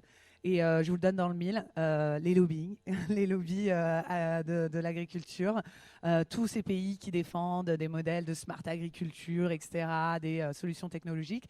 Et donc là, c'est aussi un peu la limite des COP, c'est-à-dire il y a beaucoup de pays qui arrivent avec des intérêts, des intérêts privés, etc., et qui vont promouvoir à l'intérieur des négociations ce qu'ils jugent comme étant leur solution. Et donc on a du mal à en effet réinventer une manière différente de faire de l'agriculture. Ça se passera pas au COP, ça c'est sûr. Il y a trop d'obstacles. Donc en effet, ouais, ça manque un peu de systémique, même si je pense que de plus en plus ça va être impossible à éviter, puisque le climat imprègne tous les pans aujourd'hui de notre vie et à terme de nos relations avec les autres pays.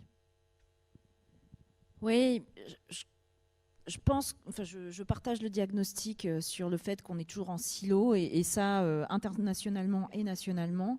Le fait que maintenant dans les COP on tourne un peu plus le focus vers l'adaptation fait que de plus en plus on va faire quand même rentrer un certain nombre de choses. On avait fait rentrer les solutions fondées sur la nature dans le texte de Glasgow, ce qui était un espèce de miracle, parce que je ne sais pas pourquoi il y en avait qui ne voulaient pas en entendre parler. J'ai jamais compris pourquoi, mais enfin bon. Et l'adaptation, c'est comment on fait pour être plus résilient face au changement climatique. Comment on fait pour pas se prendre des inondations dans la tronche, comment on fait pour résister aux sécheresses, comment on fait pour s'adapter au fait qu'il n'y a plus de neige, avec toutes les conséquences que ça entraîne derrière. Donc forcément, ça oblige à réfléchir à nos politiques de manière un peu plus globale. Et donc, je ne suis pas complètement négative et pessimiste. Je pense que ça va venir, enfin on va commencer aussi à parler de sujets comme l'eau, par exemple, qui est un sujet qui est trop marginal dans les COP. D'ailleurs, moi je vais à la fin du mois à New York pour la première fois depuis 40 ans. Il va y avoir sous l'égide des Nations Unies un forum consacré à l'eau et où on va inviter tout le monde et où on va enfin se poser des questions importantes de gouvernance, etc. sur ce sujet. Donc c'est encore un petit peu en silo, mais bon. Et au niveau des pays, c'est pareil. C'est exactement le même problème. Moi, quand j'étais ministre en charge de la transition écologique, même si autour, dans les autres ministères, ils essayaient de faire 2-3 trucs, hein, je ne veux pas dire qu'il y avait des gentils et des méchants. Mais il y avait un sujet, il y a un mot à la mode en ce moment, une expression à la mode qui s'appelle charge mentale. Et bien quand je devais m'occuper de toutes ces questions-là, même si c'était supposé être partagé par tout le monde, la charge mentale, c'était moi qui l'avais. Et quand on arrivait dans des RIM, des réunions interministérielles où on devait prendre des décisions, au lieu d'avoir tout le monde autour de la table qui se dit « bon, bah, moi j'ai ce problème-là, comment moi, ministère de l'Agriculture, je gère le truc, comment moi, Bercy, je vais essayer d'apporter une solution, etc. » C'était moi, transition écologique, qui arrivait avec ma solution, j'avais essayé de réfléchir, trouver des compromis, etc. Et j'avais en face tous les autres qui disaient « mais tu n'y penses pas, mais non, il faut un peu plus de temps, non, il ne faut pas faire comme si ». Il n'y avait pas cette charge mentale de dire « mince, c'est notre fardeau à tous ». Et il faut qu'on le gère ensemble. Et c'est pour ça que j'ai été très, très, très mobilisée pour mettre en place ce qui a été mis en place. Mais maintenant, on va voir ce que ça donne. Mais un secrétariat général chargé de la planification écologique, parce qu'il faut de la planification, au niveau du Premier ministre et pas au niveau du ministre de la Transition écologique, pour que la charge mentale soit mieux répartie. Bon. Ça, c'est de la théorie. Maintenant, ils vont mettre en pratique. J'espère que ça va marcher. Sinon, j'aurais juste enlevé du pouvoir au ministre de l'écologie. Mais je pense que c'est comme ça qu'on peut essayer de sortir des silos. Et peut-être juste pour rebondir, parce que je pense que c'est très vrai aussi ce que vous disiez tout à l'heure sur le gap génération, enfin sur le truc de génération, dans le sens où en fait tous les gens qui négocient, la majorité des gens qui négocient sont des gens qui ont appris à penser en silo. En fait, cette vision systémique des problèmes, elle est assez récente. Et en final, quand on a été formé académiquement parlant, je ne sais pas quelle est la moyenne d'âge des décideurs politiques au COP, mais ça doit être un peu plus de 50, je dirais, peut-être 60 ans. Bah, c'est hyper dur de refaire tout son logiciel, et donc en fait on est un peu dans ces trucs. Donc je pense que aussi quelque part, plus il y a des jeunes qui seront dans des positions de négociateurs et de pouvoir, etc., et plus cette vision systémique, même au sein de l'administration française, elle sera imprégnée, quoi.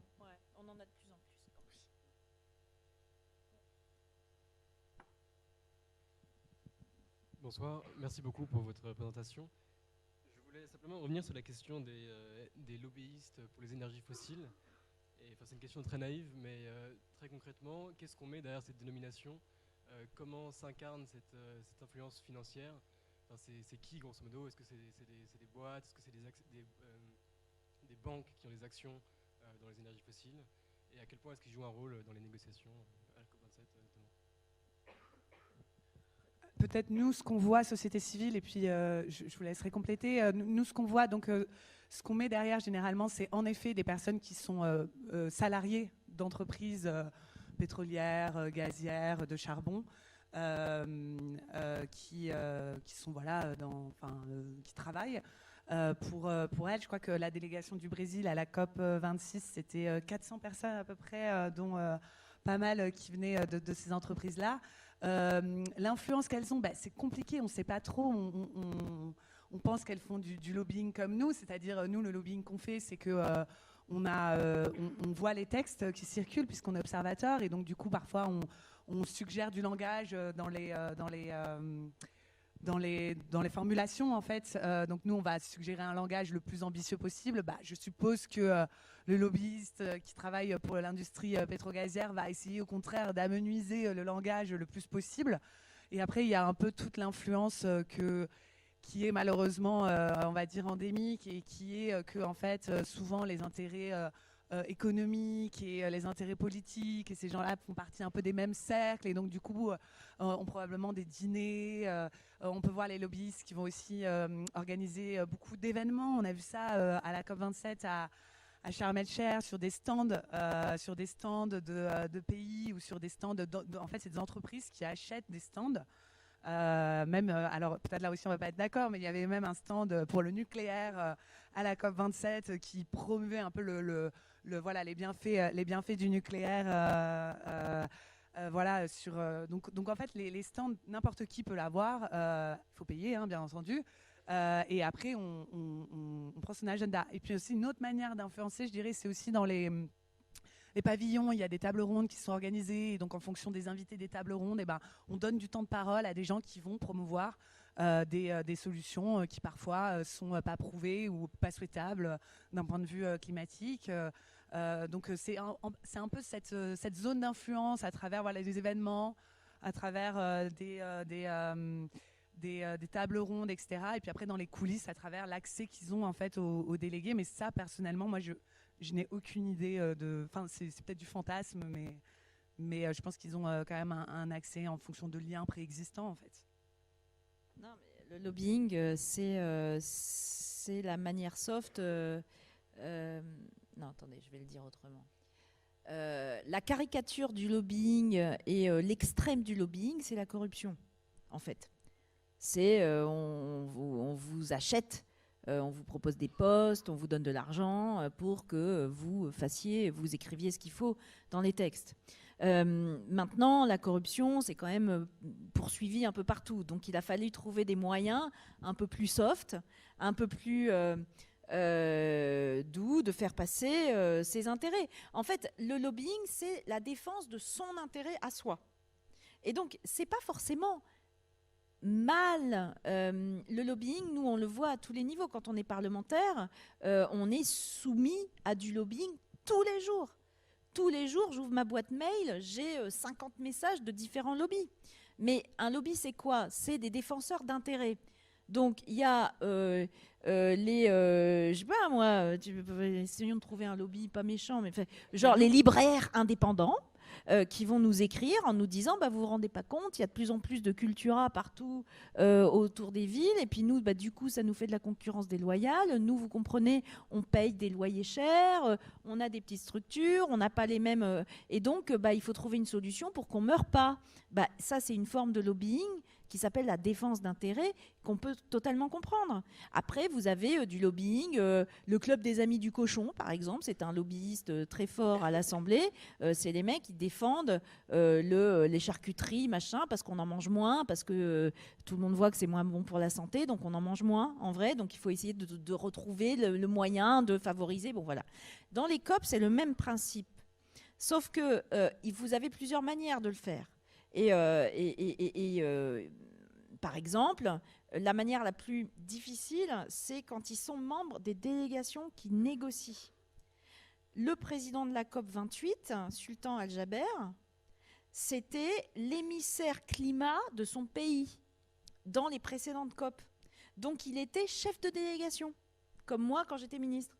C'est-à-dire que lui, il arrivait dans les salles de délégation avec sa casquette d'émissaire climat de son pays. Il était ministre dans son pays. Et en même temps, il était le président du Total du coin, qui s'appelle ADNOC. Et donc, forcément, les deux étaient mélangés. Et donc, oui, il a défendu certainement le fait qu'on soit un petit peu plus gentil sur la sortie des fossiles. Vous avez effectivement... quand je vous disais tout à l'heure que l'interpersonnel, c'est hyper important, c'est hyper important aussi pour les lobbyistes.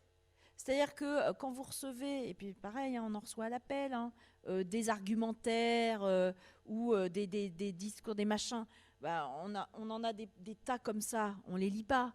Par contre, si on vous invite à un déjeuner pour vous parler du sujet, juste pour échanger, le fait que vous soyez convaincant, que vous expliquiez les problèmes, que vous vous regardiez dans les yeux, etc., bah, vous avez en face de vous quelqu'un qui va dire « Ah ben oui, c'est vrai, j'avais pas pensé, ah bah, peut-être qu'il faut faire attention.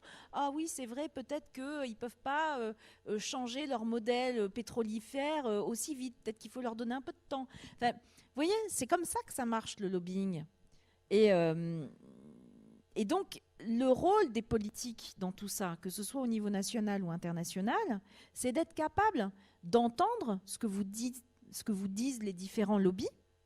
Et c'est pour ça, il faut simplement qu'il y ait de la transparence, qu'on sache qu'on les voit. Mais ce serait absurde de dire qu'il faut interdire tout lobbying. Enfin, ça veut dire qu'on se coupe du monde, on se coupe de notre pays, on se coupe de tout. Par contre, il faut qu'on soit en capacité, y compris financière, y compris en termes d'expertise, pour pouvoir analyser ce qu'on nous présente et pour pouvoir être capable de prendre des décisions qui vont dans le sens de l'intérêt général sans se faire bouffer par ça. Et ça demande à ce que les personnes qui sont soumises au lobby, qui doivent prendre des décisions, aient suffisamment de moyens. Alors là, je vais vous dire un gros mot. Je pense que les parlementaires en France, ils n'ont pas assez de moyens. Moi, en tant que parlementaire, aujourd'hui, j'ai 2 collaborateurs et une secrétaire. Je ne suis pas en capacité de rivaliser avec l'entreprise Total qui doit avoir des milliers de personnes dans son service juridique. Vous voyez ? Donc il y a un problème là. Parce que quand ils nous envoient des amendements tout faits, tout bien faits, en nous disant « regardez, c'est bien », ben nous, c'est hyper difficile de faire la part des choses. Surtout quand en général, on a un texte, on doit faire les amendements en 2 jours. Vous voyez ? Voilà. Et juste pour compléter, typiquement dans les COP, quand par exemple un pays comme, je ne sais pas, la Barbade a 10 personnes dans sa délégation qui doivent analyser tout ce qui se passe dans les différents canaux de négociation pour dire c'est quoi notre position sur ça, c'est quoi notre position, etc. Et que des lobbyistes sont représentés 600 personnes qui sont capables de traiter l'information beaucoup plus vite et d'avoir les ressources pour influencer la décision beaucoup plus vite, ça se joue aussi à ça. Et l'autre point sur le manque de transparence, c'est que sur les badges, donc on sait qu'on appartient soit à un parti avec généralement le nom du pays, mais on n'a pas plus d'infos que ça. Donc en fait, en croisant quelqu'un qui a un badge rose d'un pays, on peut très bien tomber sur un ministre, comme on peut tomber sur un secrétaire dans un ministère, comme on peut tomber sur quelqu'un qui travaille dans une compagnie pétrolière. On ne sait pas si la personne ne se présente pas. On ne sait pas d'où elle parle. Et sur les négociations notamment du bilan mondial, sur les tables rondes qui ont eu lieu là à Sharm el-Sheikh, il y avait des personnes qui parlaient pour promouvoir justement les solutions technologiques. Et en fait, on s'est rendu compte en creusant un peu, mais c'est qui ? Parce qu'ils avaient tous des badges de pays, qu'en fait c'était des lobbyistes de l'industrie pétro-gazière. Mais il a fallu qu'on creuse, qu'on demande, et nous, une des demandes qu'on a demandées, justement à la CNUC, c'était de dire on ne veut pas que les lobbyistes soient autorisés sur ces tables rondes de bilan mondial parce que c'est problématique sur le rendu des ils dirigent les questions avec leurs questions, ils dirigent les discussions avec leurs questions. Mais c'est là qu'on rentre dans un truc compliqué parce qu'en même temps, c'est les pays qui décident qui sont leurs négociateurs. Et là, ils vont dire mais attendez, vous faites de l'intrusion dans notre pays, on a le droit de choisir qui sont nos négociateurs. Donc c'est compliqué, c'est pas si évident que ça. Et il y avait un autre truc que je voulais dire, mais j'ai oublié. Donc ça devait pas être si important. Donc, une dernière question avant de continuer l'échange autour du buffet. Oui, moi c'était sur le fonds pour les pertes et dommages, qui apparemment est la fierté de la COP27. Mais alors comment on établit qui paie, combien, et pour quelle catastrophe ça coûte combien, c'est coté à combien dans Racorn par exemple? Alors, sur ce sujet-là, pourquoi il y a eu des réticences, y compris des pays du Nord, pour la création du fonds, en essayant d'être le plus juste possible? Première réticence, c'est parce qu'un certain nombre avaient peur de rentrer dans un engrenage qui soit un engrenage de réparation. C'est-à-dire de dire les pays du Nord sont responsables de tout et donc on va rentrer dans un processus de réparation de tout. Et ça veut dire que là, on ouvre une forme de boîte de Pandore. Et donc, il y avait cette peur-là qui peut s'entendre. Hein.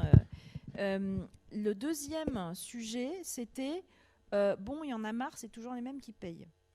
Et on a un sujet là-dessus, c'est que vous avez un certain nombre de pays qui sont considérés comme les pays qui doivent payer, qui sont effectivement les vieux pays industrialisés, en gros, qui sont répertoriés dans une annexe qu'on a vue tout à l'heure. Et c'était vraiment bien fait, le truc qu'on a vu tout à l'heure, qui est, alors l'annexe 1 de l'ONU et l'annexe 2 de la CNUC. Et donc, il y a un certain nombre de pays répertoriés qui sont considérés comme les pays qui doivent payer. Les autres pays qui ne sont pas dans cette annexe sont supposés pouvoir recevoir les aides et ne sont pas les pays payeurs. Or, parmi ces pays qui sont supposés recevoir les aides, vous avez la Chine, vous avez l'Inde, mais vous avez aussi les Émirats arabes unis. Vous avez aussi un certain nombre de pays qui, clairement, aujourd'hui, sont plus considérés, enfin, ont un PIB par tête qui est bien supérieur au PIB des pays européens, par exemple. Et donc, on a des pays européens qui jouent... Globalement, les pays européens payent ce qu'ils ont à payer, ce qu'ils sont obligés de payer. Le vrai pays qui ne paye pas aujourd'hui, c'est les États-Unis et l'Australie. C'est ces pays-là qui ne payent pas. Et donc, quand il y a eu cette création de fonds, ah oui, il y avait une troisième truc, c'est qu'il y avait déjà d'autres fonds qui existaient et on voyait bien que on décide de créer le fonds. Après, on fait des années de négociations pour créer un fonds. Après, on fait des années de négociations pour l'organisation du fonds. Et après, ça prend un temps fou. Et pendant ce temps-là, la Terre, elle a le temps d'être détruite, que le fonds, il n'est toujours pas mis en place. Et donc là, le sujet sur le fonds pertes et dommages, c'est est-ce qu'on va réussir à vraiment le mettre en place d'ici la prochaine COP. Il y a un secrétariat qui doit être monté, qui n'est toujours pas monté. Donc ça devrait arriver. Et enfin, la dernière question sur qui paye, c'est que là, ce qui a été dit lors de la COP27, c'était bon, ok, on met ce fonds, mais il faut vraiment qu'on se repose la question de qui finance. Est-ce que c'est encore les pays de l'annexe 2 ou est-ce que là, on ne se pose pas la question d'élargir un peu et d'élargir à d'autres pays, parce qu'il ne faut pas oublier d'autres pays et la finance privée, parce que c'est ça le sujet, en fait. Parce qu'en France... et en Europe et dans d'autres pays, on voit bien aussi que nous aussi, on doit gérer les effets du changement climatique qu'on a créés pour les autres, mais les effets, on les a aussi. Donc on va aussi nous-mêmes, dans nos pays, devoir mettre en place des politiques d'adaptation au changement climatique, des politiques de pertes et dommages, et que ça a un coût énorme et un coût social aussi énorme. Nous aussi, dans notre pays, on a des gens dans le besoin. Nous aussi, dans notre pays, on a de la pauvreté, on a des filières entières à revoir. Ça va coûter très cher aussi dans nos pays. Et il commence à y avoir un bruit de fond dans les pays payeurs, les pays bailleurs, disant quand bien même on se ruinerait, de toute façon, on ne va pas réussir à payer tout. Donc à un moment, il faut réfléchir à élargir l'assiette. Je vous ai parlé tout à l'heure des sommes qu'il faut. Et donc, y compris pour le fonds de pertes et dommages. Donc, ça nous ramène à la question qu'on posait tout à l'heure du financement climat qui doit s'élargir. La finance internationale doit s'emparer de ce sujet parce qu'on ne peut pas le faire tout seul. Il ne peut pas y avoir que les pays qui le font. C'est juste impossible. Ouais, la question en effet de qui paye et comment est-ce qu'on chiffre les montants, ça a été une question qui a été très bloquante dans les négociations, surtout pour les pays du Nord, qui forcément voulaient savoir à quoi exactement est-ce qu'ils s'engageaient en créant ce fonds. Je pense qu'il faut bien garder en tête que c'est une conversation qui s'est déroulée dans un climat assez toxique, un climat de défiance, puisque on part quand même de ces 100 milliards qui avaient été promis pour l'atténuation et l'adaptation, qui n'ont jamais été délivrés. Donc on est à 83 milliards selon les chiffres de 2020. On était un peu dans cette base de... en fait, avant de discuter, c'était un peu la posture des pays du Sud, de dire, avant d'élargir la base de contributeurs, puisque c'est un peu la question de dire qui paye, est-ce qu'on élargit et on sort un peu des contributeurs traditionnels, États-Unis, Union européenne, etc. Avant de parler de ça, nous, on ne vous fait plus confiance. On pense qu'en fait, vous essayez juste de vous détourner de vos responsabilités historiques en essayant d'amener la Chine et l'Inde dans l'adéquation, ou les Émirats arabes unis, etc., pour pouvoir justement vous décharger de vos responsabilités historiques. Donc en fait, cette question, même si elle est légitime en soi, elle était dans un contexte politique tellement toxique qu'elle était assez inaudible en fait pour les pays du Sud qui disaient mais en fait, nous, on s'en fout de savoir qui va payer. Ce qu'on veut là, c'est qu'il soit créé ce fonds. Et pareil pour la question de combien on chiffre. C'est des débats sans fin. Il y a un truc que je trouve très intéressant, c'est la science de l'attribution. au changement climatique. C'est pas totalement, ça bafouille un peu, mais c'est un peu cette idée de comment est-ce qu'on chiffre, comment est-ce qu'on attribue en fait les catastrophes climatiques et après comment est-ce qu'on arrive à lier aux émissions historiques, etc. Il y avait un article génial qui était sorti dans le Guardian, une étude qui disait qu'en gros les États-Unis, on pouvait attribuer tant de pourcentage d'impact aux États-Unis en fonction de calculs que je serais incapable de vous expliquer. Mais il y a un peu cette question de, à un moment donné, si on ne réussit pas de manière collective et coopérative à avoir justement ce mécanisme de financement qui est une espèce de pool ressources dans lequel les pays en besoin, quand il y a une catastrophe climatique qui les touche, iraient piocher, on va se retrouver à se pointer du doigt de qui est responsable de quoi, etc. Et alors là, je ne suis pas sûre que ce soit dans l'intérêt des pays du Nord. Parce qu'il probablement que si on passe par la science de l'attribution, ça risque de faire mal.